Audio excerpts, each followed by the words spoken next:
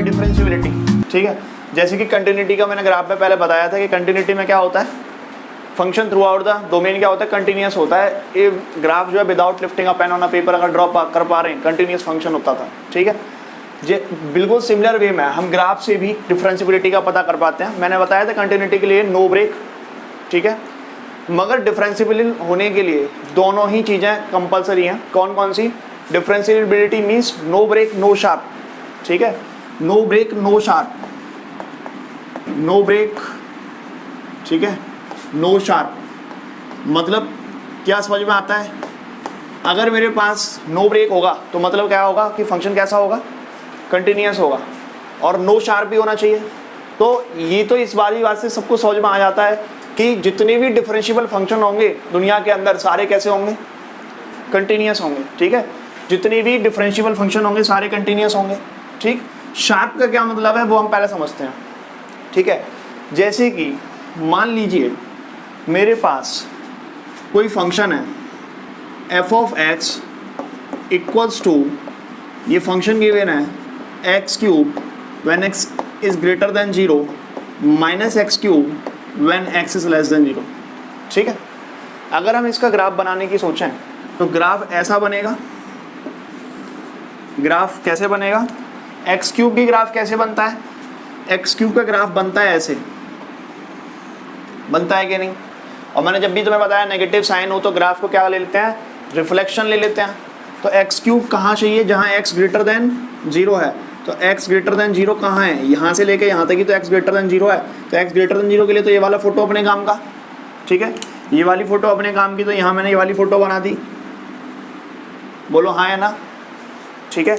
आगे सुनो, जब x लेस देन 0 के लिए माइनस एक्स क्यूब का फोटो चाहिए, ये किसका है? प्लस एक्स क्यूब का है। माइनस के लिए क्या होगा? इसका रिफ्लेक्शन ऊपर की तरफ ऐसे ले लूँ क्या नहीं? तो यहाँ पे ये ग्राफ कुछ ऐसा, ठीक। ये जो ग्राफ मैंने बनाया तो यहाँ पे इस पॉइंट की मैं बात करूँगा। देखो बाकी तो तुम्हें कंटिन्यूस दिख रहा है, बाकी ग्राफ तो कंटिन्यूस है, बट शार्पनेस की बात करूँगा। यहाँ से यहाँ तक तो कहीं शार्पनेस है ही नहीं, मगर शार्पनेस इज डाउटफुल हियर, ठीक है। शार्पनेस इज डाउटफुल, डाउटफुल, ठीक है। शार्पनेस कैसी है? डाउटफुल है। क्यों? क्योंकि जब फंक्शन का ग्राफ मैं बना रहा हूँ इसका, तो हो सकता है कि यहाँ पे एक चोंच जैसी बने, शार्प बने, और हो सकता है कि भाई ये ग्राफ ऐसा ही जाए। ये भी तो मैं कह सकता हूँ कि ये फोटो ऐसी जाए, शार्पनेस आए ही ना, ठीक है। तो इस शार्पनेस का कैसे पता करेंगे कि शार्पनेस है या नहीं है, ठीक है। क्योंकि ग्राफिकल अप्रोच तो मुझे कहती है कि ग्राफ देख के जहाँ पे शार्पनेस होगी वहाँ फंक्शन डिफरेंशिएबल नहीं होगा। But this type of function has doubtful concept of sharpness. तो हम क्या करेंगे, इसके लिए शार्पनेस है या नहीं इस बात का पता करने के लिए हम क्या करते हैं, थ्योरेटिकल अप्रोच का सहारा लेते हैं, ठीक है। अदरवाइज तो ग्राफ बना के हम बता सकते हैं कि फंक्शन डिफरेंशिएबल है या नहीं। तो शार्पनेस इज डाउटफुल हियर, सो हम क्या करेंगे, थ्योरेटिकल अप्रोच का सहारा लेंगे। तो अब आगे देखो, डिफरेंशिएबिलिटी की बात कर रहे हैं। इतना समझ में आ गया कि डिफरेंशिएबिलिटी क्या होती है। डिफरेंशिएबिलिटी की बात करेंगे तो डिफरेंशिएबिलिटी के मेनली दो मीनिंग होते हैं। एक होता है फिजिकल मीनिंग और एक दूसरा होता है ज्योमेट्रिकल मीनिंग, ठीक है। पहला होता है फिजिकल मीनिंग और दूसरा होगा ज्योमेट्रिकल मीनिंग, ठीक है। पहला होगा फिजिकल मीनिंग, ठीक है, और दूसरा ज्योमेट्रिकल मीनिंग।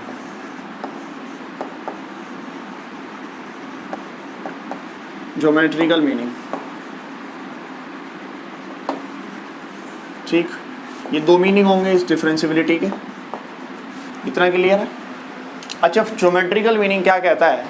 मान लीजिए कि आपके पास कोई कर्व है, y इक्वल्स टू fx, कोई कर्व है, ठीक।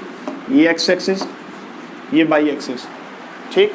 तो डिफरेंशिएबिलिटी का ज्योमेट्रिकल मीनिंग कहता है कि for any point x equals to a, then if the function is differentiable then there exists unique tangent for x equals to a।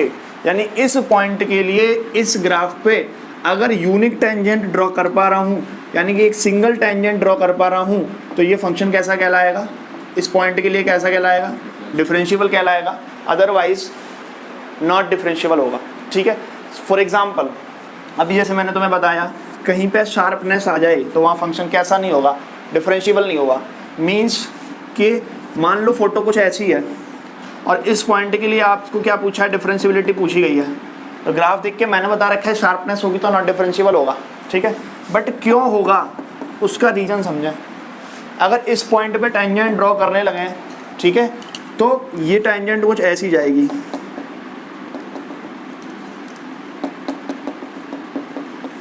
ठीक है, और इस पॉइंट के लिए और ये भी टेंजेंट ही कहलाएगी, तो क्या इस पॉइंट के लिए यूनिक टेंजेंट होगा, नहीं होगा ना। ये हमें पता है कि किसी टेंजेंट का स्लोप क्या देता है, d y by d x हमें किसी भी टेंजेंट का स्लोप देता है। यानी कि अब बात करूँगा इस टेंजेंट के थीटा स्लोप की, तो मैं इस फंक्शन का क्या करूँगा, डिफरेंशिएशन कर दूँ, यानी कि d y by d x निकाल दूँ कहाँ पर, at x equals to a of f of x. अगर कैलकुलेट कर लूँ तो मुझे क्या मिलेगा, स्लोप मिलता है, लास्ट ईयर पढ़ाया था लिमिट वाले चैप्टर में। ठीक है, स्लोप मिलता है। ठीक, क्या इस पॉइंट के लिए x इक्वल्स टू a के लिए इस ग्राफ पे इस पॉइंट के लिए स्लोप निकालना चाहूँगा तो ये वाला स्लोप और ये वाला स्लोप इक्वल होगा क्या, नहीं होगा। ठीक है, तो एक पॉइंट के लिए हमें अगर बात करेंगे, हमें डिफरेंशिएशन क्या देता है, स्लोप देता है, और स्लोप एक पॉइंट के लिए, क्या एक पॉइंट के लिए दो स्लोप पॉसिबल हैं, नहीं है। तो यूनिक टेंजेंट होगा तभी तो यूनिक स्लोप मिलेगा, और यूनिक स्लोप तो तभी मिलेगा जब यूनिक टेंजेंट होगा। ठीक है, तो तभी तो फंक्शन कैसा होगा, डिफरेंशिएबल होगा, अदरवाइज फंक्शन कैसा होगा, नॉट डिफरेंशिएबल। इसीलिए मैं कहता हूँ कि जहाँ शार्पनेस आ जाए, जहाँ चोंच आ जाए, वहाँ फंक्शन कैसा नहीं होगा, डिफरेंशिएबल नहीं होगा। यहाँ चोंच है या नहीं, यहाँ चोंच है या नहीं, यहाँ पे ये वाली चीज़ें क्या हैं, डाउटफुल हैं, इसीलिए हम थ्योरेटिकल अप्रोच का यूज करेंगे। ठीक है, इतना क्लियर है, आगे देखो।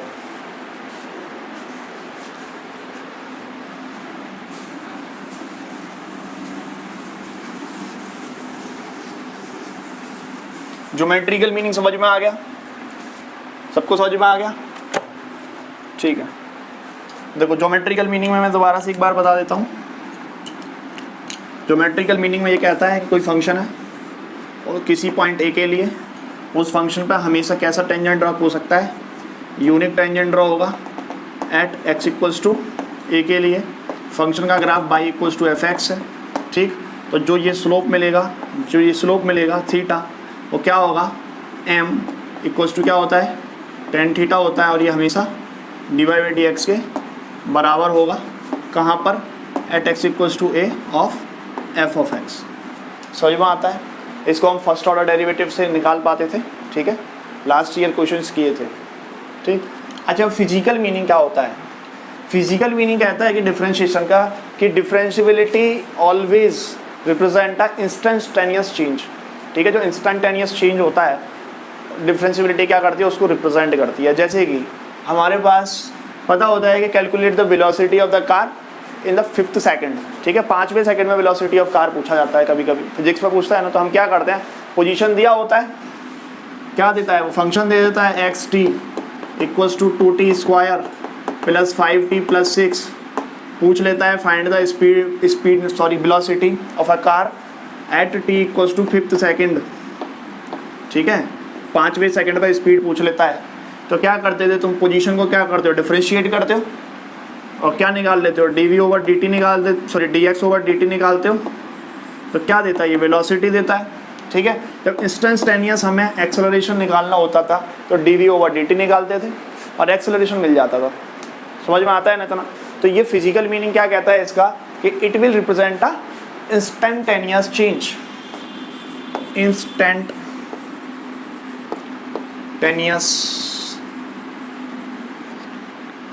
ठीक है, चेंज,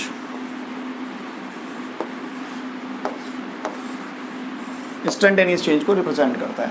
फॉर एग्जांपल मेरे पास कोई by equals to f x function था। ठीक है, एक्स में आपने एक बहुत छोटा चेंज किया, किसका, डेल एक्स का, ठीक है। जब डेल एक्स का चेंज करोगे क्या बाई सेम रहेगा? नहीं रहेगा ना, बाई में डेल वाई चेंज हो गया, ठीक है। तो मैं अगर डेल एक्स से जो मैंने एक्स में चेंज किया डेल एक्स, उससे बाई में कितना चेंज हुआ डेल वाई, उसको कैसे कैलकुलेट करूँगा? By equals to x plus del x minus by, और बाई का वैल्यू कितना है? एफ एक्स है, इसको यहाँ ऐसे लिख दूँ, ठीक है भाई। अब क्या करते हैं, ये क्या बताता है? बहुत छोटा चेंज बताता है, डेल बाई थोड़ा सा लार्जर चेंज बताता है। अगर मैं बाई में चेंज देखूँ एक्स के रिस्पेक्ट में, इंस्टेंटेनियस चेंज देखूँ, तो मुझे ये वैल्यू क्या मिलेगी? F x plus del x, ठीक है, माइनस का एफ एक्स ओवर कितना? Del x. जब ये चेंज बहुत छोटा होता है, ठीक है, उसके लिए हम क्या कराते हैं? डेल एक्स मान लो बहुत छोटा चेंज है, डेल एक्स टेंड्स टू 0 है, तो डेल एक्स 0 को टेंड करेगा, तो मैं क्या इसको ऐसे लिख सकता हूँ? डेल एक्स को del Y over del X limit del X tends to 0, ठीक है। दोनों बोथ साइड अगर लिमिट अप्लाई करते हैं, limit del X tends to 0 F of X plus del x minus का F x over del X. इसी को हम क्या कहते थे? इसी को कहते हैं d y by d x. In short इसी को हम क्या लिखते हैं? D y by d x लिखते हैं, और हमें एक इंस्टेंटेनियस चेंज मिल जाता है।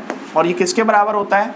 स्लोप के बराबर होता है। यूनिक टेंजेंट का जो स्लोप किसी पर्टिकुलर पॉइंट पे उस ग्राफ के लिए मिलता है, उसके लिए क्या होता है? इक्वल होता है, ठीक है। इसीलिए हम कहते हैं कि किसी भी फंक्शन का पॉइंट पे जो अगर हम क्या निकालें, टेंजेंट का स्लोप निकालना चाहते हैं, तो वो उसके उस पॉइंट के डेरिवेटिव के बराबर होता है।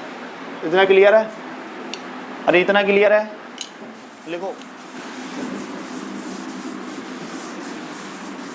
देखो भाई, फंक्शन गिवन होगा, ठीक, और कभी कभी क्या करता है वो, उस फंक्शन में 4 ऑप्शन क्वेश्चन देके 4 ऑप्शन दे देगा और पूछेगा कि given function is continuous but not differentiable at x equals to 0, given function is differentiable but not continuous at x equals to 0, limit is exist but not differentiable, differentiable but limit does not exist, limit is exist, continuous and also differentiable at x equals to 0, tick the correct answer, ठीक है। तो अब ऐसे questions के लिए हमें क्या करना पड़ेगा? क्या हम उसकी एक प्रोसेस को फॉलो करेंगे? क्या उसकी हम लिमिट चेक करेंगे? क्या उसकी कंटिन्यूटी चेक करेंगे? देन डिफरेंशिएबिलिटी चेक करेंगे, तब आंसर देंगे? या फिर हम मक्कार हैं तो कुछ मक्कारी करेंगे, ठीक है। तो मैंने एक एलसीडी रूल बता रखा है, ठीक है। एलसीडी रूल बता रखा है, ये तो मैंने बता दिया कि लिमिट एग्जिस्ट करेगी तभी तो ज़रूरी नहीं है कंटिन्यूअस हो, कंटिन्यूअस हो तो ये भी ज़रूरी नहीं है कि डिफरेंशिएबल हो, जो बर्थडे वाला कॉन्सेप्ट बताया था ना। तो इसका मतलब है अगर मैं फंक्शन की डायरेक्ट डिफरेंशिएबिलिटी चेक कर लूँ, ठीक है, तो मैं क्या कंटिन्यूटी डिफरेंशिएबिलिटी क्या मैं लिमिट और कंटिन्यूटी के बारे में कमेंट कर सकता हूँ? कर सकता हूँ, बट क्या होगा? मान लो कि फंक्शन डिफरेंशिएबल नहीं आया, तो फिर क्या कंटिन्यूटी चेक करेंगे? नहीं। फिर हम पे एक और मक्कारी का साधन है, ठीक है, हम उसको यूज करेंगे, ठीक है। इसका मतलब है कि सीधी अगर कॉम्पिटिटिव में ऐसा क्वेश्चन पूछा जाएगा तो हम सीधा क्या करेंगे? डिफरेंशिएबिलिटी से ही तीनों के बारे में कमेंट कर सकते हैं, ठीक है जी। हेडिंग डालो ज्योमेट्रिकल मीनिंग अलग से, ठीक है, ज्योमेट्रिकल मीनिंग, ज्योमेट्रिकल मीनिंग, ठीक है भाई। देखो फोटो बना लो, मान लीजिए ये कोई फंक्शन है, ये उसका ग्राफ है, y equals to f x, ये पॉइंट है A, ये पॉइंट है B, ठीक है जी। और ये मान लो यहाँ मैंने एक रिंग लगा रखी है, रिंग ऐसी रिंग लगा रखी है, रिंग फंसा रखी है, और यहाँ एक ढक्कन है जो मैंने बंद कर रखा है। इस रिंग में होके मैंने एक रॉड डाल दी जो इसको ऐसे पकड़े हुए है रॉड, ठीक है। जैसे ही मैं ढक्कन खोलूंगा तो इसने रॉड नीचे गिरेगी, गिरेगी क्या नहीं गिरेगी? तो क्या वो रॉड इस कर्व के लिए टेंजेंट का काम करेगी? क्या रॉड इस कर्व के लिए टेंजेंट का काम करेगी? और इस टेंजेंट का स्लोप होगा थीटा। ठीक है, ये मान लिया जो ए पॉइंट है उसके कोऑर्डिनेट एक्स, ठीक है, कॉमा क्या मानूँ, एफ ऑफ एक्स है। जब मैं थोड़ा सा आगे चलता हूँ यहाँ पे, तो ये मान लीजिए बहुत छोटा डिस्टेंस अगर कवर करता हूँ यहाँ से लेके यहाँ तक का, ये क्या है, एच है। ठीक है, एच इज अभी थोड़ा मैंने बड़ा दिखाया है फोटो में, H is a very very small. ठीक है, एच टेंड्स टू 0 होता है। तो यहाँ पे जो वैल्यू मिलेगा इसकी वो एक्स प्लस एच, इसके कोऑर्डिनेट और इसके coordinate F x plus H होंगे। इतना समझ में आता है, सभी को समझ में आता है। अच्छा, अब एक बात बताओ मेरे को कि यहाँ से अगर मैं बात करूँ स्लोप निकालने की, एट एक्स इक्वल्स टू कोई पॉइंट है ये ए, इस पॉइंट पे इस टेन थीटा को कैलकुलेट करने की मैं बात करूँ तो क्या एम ऑफ टेंजेंट क्या बराबर होगा टेन थीटा के, क्या बराबर होगा d y by d x of function f x at x equals to a equals to f of क्या होगा ए प्लस एच। मान लो ये at x equals to a है तो यहाँ पे मान लो कि ये ए है, ये आप चाहो तो एफ ए लिख लो, इसे ए लिख दो और इसे ए लिख लो। ठीक है जी, तो क्या होगा एफ ए प्लस एच, ये स्लोप इस स्लोप के बराबर होगा। ठीक है, स्लोप टेन थीटा होता है। ये वाली वैल्यू यहाँ से यहाँ तक का कितना होगा, पूरा एफ ए प्लस एच है और यहाँ से यहाँ तक का एफ ए है, तो ये क्या होगा F A plus h minus का एफ ए, ये वाला क्या होगा, ये एच होगा। ठीक है जी, यहाँ से टेन थीटा की वैल्यू कितनी गिरेगी, बोलो बोलो, अरे कितनी गिरेगी, perpendicular upon base over h. But if h is very very small, h tends to 0, h 0 कब हो सकता है, जब बी पॉइंट बिल्कुल यहाँ पे बहुत ज़्यादा क्लोज हो। ठीक है, जब बी बहुत ज़्यादा क्लोज होगा तो ये ट्राइंगल क्या बनेगा, बहुत छोटा बनेगा। जब ट्राइंगल मान लो कि ऐसा बनेगा, ये बहुत ज़्यादा क्लोज होगा, ट्राइंगल ऐसा बनेगा, तो थीटा क्या होगा, बहुत छोटा होगा। थीटा इज़ वेरी स्मॉल, तो लिमिट लगा दूँ, लिमिट कहाँ टेंड करेगी, एच टेंड्स टू 0 को टेंड करेगी। ठीक है, क्या ये ए से आगे वाले की बात कर रहा हूँ मैं, क्या मैंने ये ए पॉइंट से जो भी यहाँ पे प्रोसीजर फॉलो किया वो ए प्लस के लिए फॉलो किया है क्या, ये सारी चीज़ें ए से बड़ी हैं क्या। ठीक है, तो ये मैं बात करूँगा, ये जो मुझे मिली वो राइट हैंड डेरिवेटिव मिला। क्या मिला, राइट हैंड डेरिवेटिव मिला। ठीक, अगर मैं सिमिलर प्रोसीजर फॉलो करूँ, एक रिंग यहाँ लगा दूँ और यहाँ पे एक ढक्कन बना दूँ। ठीक है जी, अब इस ढक्कन से इस रॉड को इधर खींचूंगा तो ये रॉड शायद ऐसे इस पॉइंट से बाहर निकल के कुछ ऐसे खींचेगी, यहाँ से यूँ करके निकल आएगी, निकल आएगी या नहीं। और फिर दोबारा से सेम प्रोसीजर फॉलो करूँगा इसके लिए। ठीक है, जैसे यहाँ ए प्लस एच वैल्यू मिली, यहाँ भी कोई पॉइंट मेरे पास क्या रहा होगा, सी पॉइंट रहा होगा। इससे पीछे चलूँगा थोड़ा सा, बहुत छोटा डिस्टेंस पीछे चलूँगा, एच यूनिट डिस्टेंस पीछे चलूँगा, तो ये क्या मिलेगा, एफ कितना मिलेगा बोलो, एफ यहाँ पे पॉइंट ए माइनस एच है ना, A minus H comma F A minus H मिलेगा। सेम ट्राइंगल बनेगा, अरे बनेगा क्या नहीं। ठीक, इसका ये एंगल थीटा है तो ये भी एंगल थीटा होगा। ठीक है जी, सेम प्रोसीजर फॉलो करेंगे तो क्या होगा, मुझे स्लोप मिलेगा इस पॉइंट के लिए tan theta equals to d y by d x of f x at x equals to a equals to limit x tends to 0 F of a minus h क्या होगा, छोटा होगा। ठीक है, तो मैं क्या करूँगा, डिफरेंस निकालने के लिए, इस वैल्यू को कैलकुलेट करने के लिए क्या करेंगे, ये आ जाएगा एफ ऑफ ए माइनस के F of a minus H, F of a minus F of a minus H over कितना, एच गिरेगा। इतना क्लियर है। तो ये क्या आ गया, ये आ गया हमारे पास आर एच डी। ठीक है, ये इस पॉइंट के लिए मैंने दोनों का स्लोप अलग अलग कैलकुलेट कर लिया। ये आ गया इस पॉइंट के लिए स्लोप, उधर वाले पॉइंट के लिए ये इस लाइन का स्लोप, और ये वाला मान लिया इसका स्लोप। ठीक है, अभी मैंने ये नहीं कहा कि ये सिंगल लाइन है, मैंने आपसे ये नहीं कहा कि सिंगल लाइन है, मैं कह रहा हूँ कि मैंने दोनों का स्लोप कैसे किया, अलग अलग कैलकुलेट कर लिया। अगर इसका स्लोप और इसका स्लोप बराबर आ रहा है तो इसका मतलब क्या होगा कि ये एक स्ट्रेट लाइन होगी इस पॉइंट के लिए, और ये स्ट्रेट लाइन होगी तो इसका मतलब ये इस पॉइंट के लिए क्या देगा, यूनिक टेंजेंट देगा। और स्ट्रेट लाइन कब होगी, जब यहाँ इस पॉइंट में शार्पनेस ना हो, ठीक है। तो अब इफ मैं कह दूं कि LSD इक्वल्स टू RSD आ रहा है, अगर आ जाए और एक फाइनाइट क्वांटिटी मुझे देने लगे, तो मैं क्या कह सकता हूँ कि फंक्शन डेरिवेबल होगा at x equals to a के लिए, होगा क्या नहीं, ठीक। हेडिंग के मैं लिखो, if f of x is differentiable at x equals to a,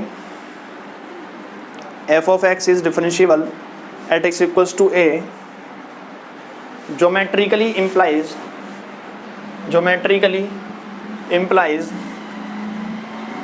there exists a unique tangent of finite slope to fx, ठीक है। ये छाप लो। नोट का पहला पॉइंट सुनो, मान लीजिए कोई function if f of x is continuous at x equals to a, तो क्या इसका मतलब ये होगा कि वो फंक्शन डिफरेंशिएबल है? नहीं होगा ना। If a function is continuous at x, differentiable at x equals to a implies the function is also continuous at x equals to a. लिखो, if f of x is differentiable at x equals to a, if f of x is differentiable या derivable at x equals to a, implies f of x is continuous at x equals to a.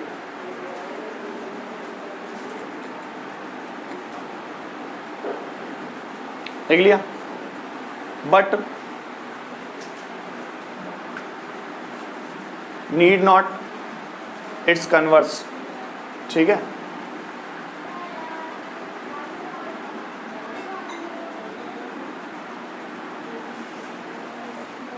पहला point clear हो गया, means कि function differentiable है, implies continuous होगा, ठीक है। इतना क्लियर सबको। सेकेंड पॉइंट लिखो, ये फंक्शन है f, ये कोई फंक्शन है g, ठीक है। ये फंक्शन है f प्लस माइनस g, ये फंक्शन है f डॉट g, ये फंक्शन है f by g, provided gx does not equals to 0, ठीक है। ये फंक्शन डिफरेंशिएबल है, ये फंक्शन डिफरेंशिएबल है, ठीक है। तो इनका प्लस माइनस भी हमेशा डिफरेंशिएबल होगा, इनका प्रोडक्ट भी हमेशा डिफरेंशिएबल होगा और इनका डिवीजन भी हमेशा डिफरेंशिएबल होगा, provided d does not equals to 0। अच्छा, मान लीजिए कि एक दोनों में से एक फंक्शन नॉट डिफरेंशिएबल है, ये फंक्शन डिफरेंशिएबल है, तो इनका जो सब्ट्रैक्शन और एडिशन होगा वो हमेशा नॉट डिफरेंशिएबल होगा। ये मे और मे नॉट भी, ठीक है, पता करेंगे होगा या नहीं।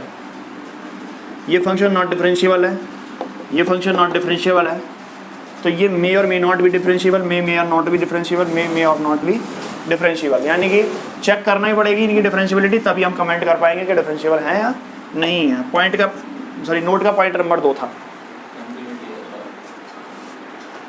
ये वाली टेबल मैंने तुम्हें लिमिट में भी बनवाई थी, ये वाली टेबल मैंने तुम्हें कंटिन्यूटी में बनवाई है, और अब मैंने डिफरेंशिएबिलिटी में बनवाई है, ठीक है।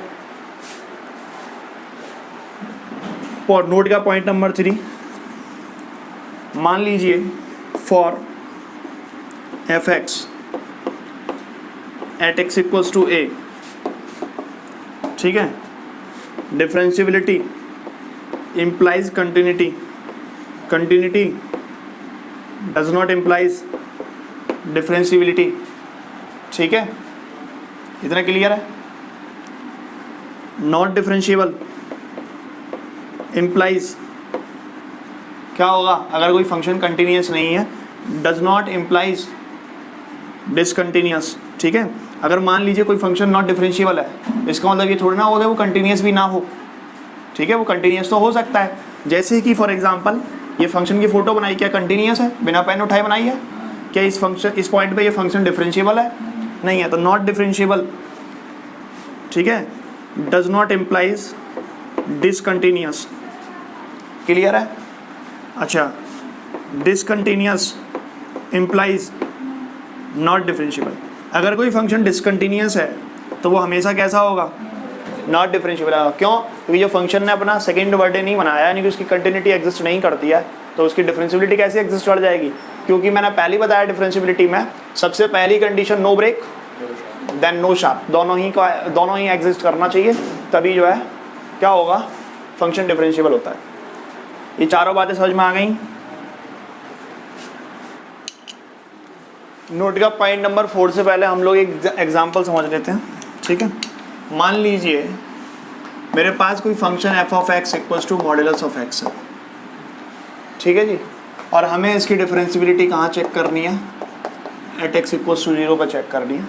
मेथड नंबर 1, ठीक है, सीबीएसई बोर्ड में अप्लाई नहीं करना है।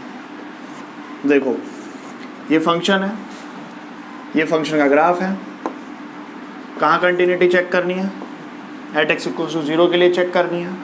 अगर मैं मॉडुलस फंक्शन को ब्रेक करूँ तो मैं देखूंगा कि ये वाला photo y equals to x का है और ये वाली फ़ोटो माइनस एक्स की है और ये पॉइंट x इक्वल्स टू 0 है। मैं अगर यहाँ पे खड़ा हो जाऊँ, यहाँ एट एक्स इक्वल्स टू 0 पे खड़ा हो जाता हूँ, ठीक है, यहाँ खड़ा हूँ, ठीक है, ऊपर यहाँ देखता हूँ, तो मैं जब इस पॉइंट के इधर जाऊँगा 0 प्लस की ओर जाऊँगा, ठीक है, तो मैं राइट साइड की बात करूँगा, तो यहाँ पे जो डिफरेंशिएशन मैं करूँगा तो इसका क्या मिलेगा, 1 देगा, यानी कि मुझे राइट हैंड डेरिवेटिव क्या मिला, 1 मिला। जब मैं इधर की बात करूँगा तो मैं लेफ्ट हैंड डेरिवेटिव की बात करूँगा, क्या देगा, -1। क्या LSD does not equals to RSD आ रहा है एट एक्स इक्वल्स टू 0 के लिए? क्या इस पॉइंट पे ये फंक्शन डिफरेंशिएबल होगा? नहीं होगा। वैसे भी दिख रहा है कि शार्प है, यहाँ वैसे भी दिख रहा है शार्प है, तो क्या नहीं होगा, डिफरेंशिएबल नहीं होगा। ये ऐसा मेथड नहीं लगाएंगे बोर्ड में। Method number 2, by using theoretical approach, ठीक है, ये तो ग्राफिकल ज्योमेट्रिकल अप्रोच हो गई। थ्योरेटिकल अप्रोच मेथड नंबर 2 क्या कहता है, फंक्शन क्या दिया है, f of x equals to mod x, ठीक है। सबसे पहले हम लोग RSD देख लेते हैं। RSD तो देखो फॉर्मूला क्या कहता है RSD का, limit h tends to 0 f of a plus h minus का fa ओवर h, ठीक है। और LSD का फॉर्मूला क्या कहता है, limit h tends to 0 f of a minus f of a minus h over h, ठीक है। तो यहाँ से हमें क्लियर है कि हमें कंटिन्यूटी कहाँ चेक करनी है, एट एक्स इक्वल्स टू 0 पर, एट एक्स इक्वल्स टू 0 पर चेक करनी है, ठीक है भाई। अच्छा, तो एट एक्स इक्वल्स टू 0 पर चेक करनी है, मीन्स के ए का वैल्यू यहाँ क्या गिवन है, ए इक्वल्स टू 0 गिवन है, क्योंकि यहाँ ये जो फॉर्मूला थे वो हम eight x equals to a के लिए देखते हैं, ठीक है। तो जब हम बात करेंगे ए प्लस एच की, तो मीन्स 0 प्लस एच की, यानी कि फंक्शन वैल्यू मुझे कहाँ चाहिएगा, 0 प्लस एच पे, और यहाँ के लिए फंक्शन वैल्यू कहाँ चाहिए, 0 माइनस एच पे, ठीक है। तो मॉड एक्स में अगर पुट करता हूँ 0 प्लस एच, तो क्या मिलेगा, प्लस एच गिरेगा। अगर हम ये मॉड एक्स में यहाँ 0 माइनस एच पुट करते हैं तो माइनस एच मिलेगा, मोड से मसाला कैसा आएगा, पॉजिटिव, तो ये भी मुझे क्या मिलेगा, प्लस एच मिलेगा। अच्छा, दोनों के लिए अगर बात करूँ F0 की, तो F0 पे मॉड 0 क्या देगा, 0 देगा। तो यहाँ से LSD जो गिरेगा, limit h tends to 0 f of 0 plus h minus का F0 over h equals to limit h tends to 0। देखो f ऑफ 0 प्लस एच का वैल्यू क्या दिया है, यहाँ मुझे h मिलेगा, माइनस F0 का वैल्यू 0, ये h मिला, तो limit h tends to 0 h by h क्या मिलेगा, अल्टीमेटली 1 करेगा, ठीक है। और देखो यहाँ से भी वैल्यू क्या दे रहा है, RSD 1 ही दे रहा है, ठीक।